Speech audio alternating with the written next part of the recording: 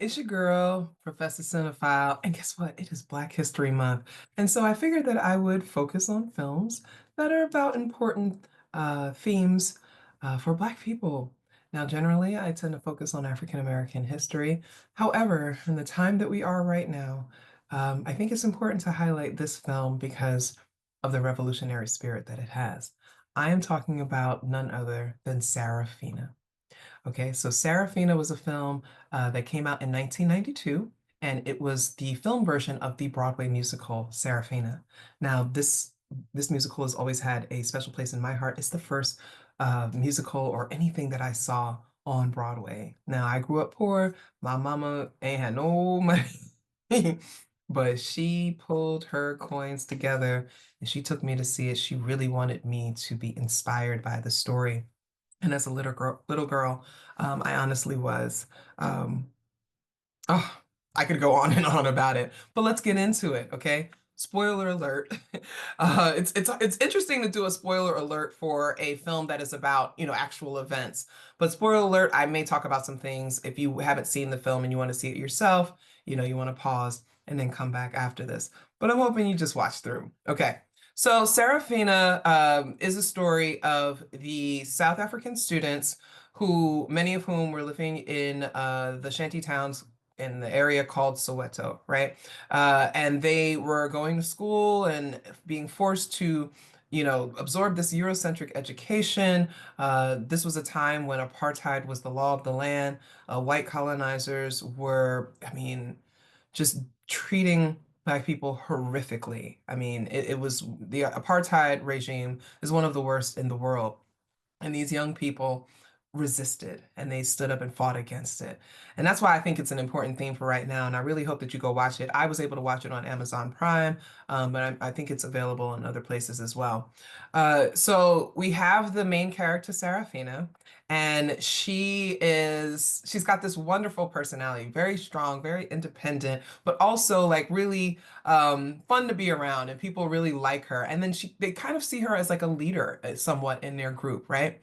And so she and her fellow students, they have this teacher, Mary Masumbuka, who is a bit of a radical teacher. And I was thinking about this because I was like, who have been my inspirations, and it's this fictional character of this woman who was willing to go against what the government was insisting that she taught, and instead found ways to teach the young students empowering and liberating education, right? And I modeled myself after that, and even to the point of risking, you know, being imprisoned if I, kind of go against the grain. And right now, I don't mean to get too political with this particular channel, but how can we not, right? And we're at a time right now where in the United States, the government is doing everything it can to erase any education that is not centering white male heterosexuals, right? And so those of us who do teach African American studies, who teach women and gender studies, sexuality, any kind of ethnic studies, right?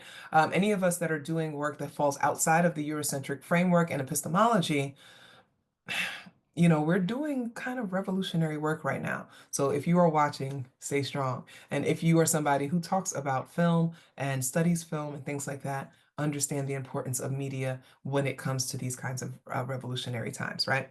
So back to the film. That was my little rant. I had to do a little rant, right? So back to the film. So the film was done by Anant Singh. It was produced by Anant Singh. Anant Singh did Cry the Beloved Country, Mandela Long Walk to Freedom, done some other films that really kind of address, apartheid and things like that. And the film stars Whoopi Goldberg, so here's the thing. Most of the students and most of the actors and actresses that were in the original Broadway play ends up being in the film, including the person that plays Sarafina, Leleti Khumalo. She reprises her role in the film. But Whoopi Goldberg comes in. Again, we're talking someone, this is 1992.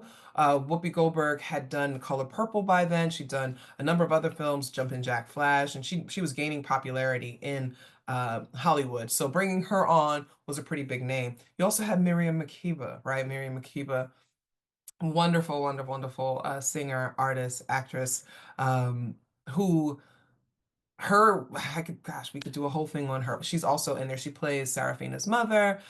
So we've got, some pretty talented and really, beautiful Black women in this film. Oh, and Whoopi Goldberg plays the teacher, Mary Muslim.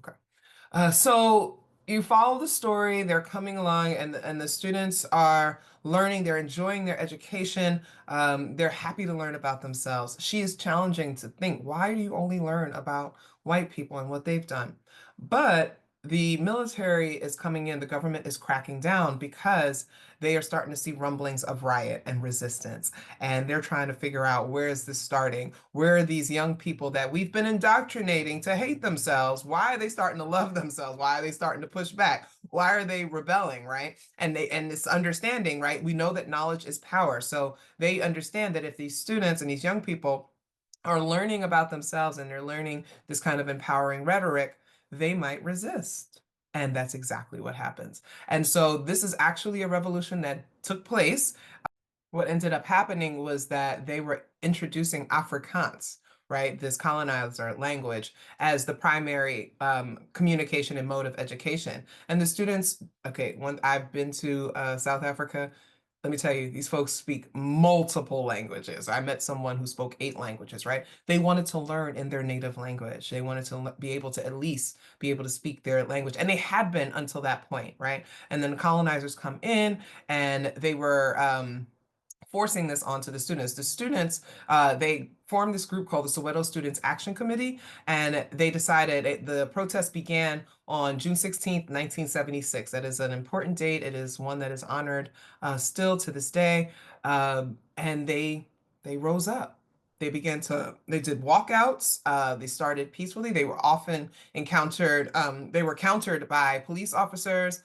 So in the film, we see scenes where, the students are enjoying themselves. It's a musical, right? So there's musical numbers, they're singing, they're dancing, they're celebrating their culture and themselves. And then we see scenes where the police are coming in and with their tanks and kind of running through their neighborhoods and things like that. Eventually, as the story goes, over 750 students were murdered and over 10,000 people had been jailed or tortured, including many of the students.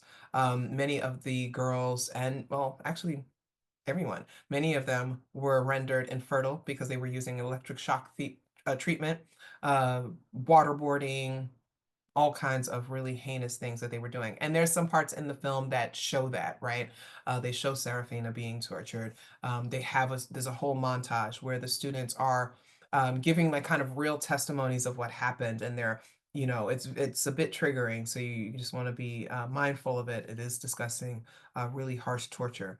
But the film is well done. I enjoy the film. There were some people that were kind of complaining. They were like, well, why is Whoopi Goldberg doing this? And it's like, come on, like this is that's what they do, right? They bring in, big stars. And I'm happy that they did, in the sense that her name brought attention to the film and to the story. There were many people that didn't even know that this thing happened, that this revolution happened, thanks to Western media, right? So the film is very much like the musical. Some of the songs are different, but it's still pretty much the same idea. We get to see the young people and how they're starting to build with each other, like making plans for the revolution. There are songs that are woven in. The two of the biggest ones are the Sarafina theme, which pretty much opens the show, and then Freedom is Coming Tomorrow. Again, if you saw my video that I did of the link of the Wiz, Sarafina is very similar to that. It's in that same vein of kind of these stories and this music that offers hope and liberation, right?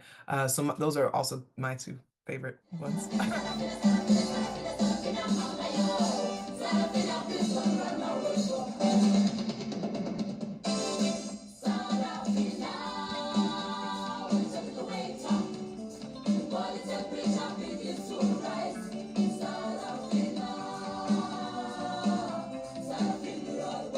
There are songs that are sung in native language. There are songs that are sung in English. There are a lot of dancing, a lot of really wonderful choreography. Um, yeah, it's a really, really amazing film. I would and strongly encourage you all to see it. I'm actually going to give it 5 hearts. It is one of my favorite films of all time, and I'm so happy to highlight it for, Black History Month and basically the times that we're in. If you've seen it, let me know what you think in the comments. If you haven't seen it, please go watch it. Please come back and let me know what you think. Okay? Cool. Thanks. Oh, be sure to subscribe and like my channel and tell people about it. I'm going to continue to bring you wonderful content. Thank you so much.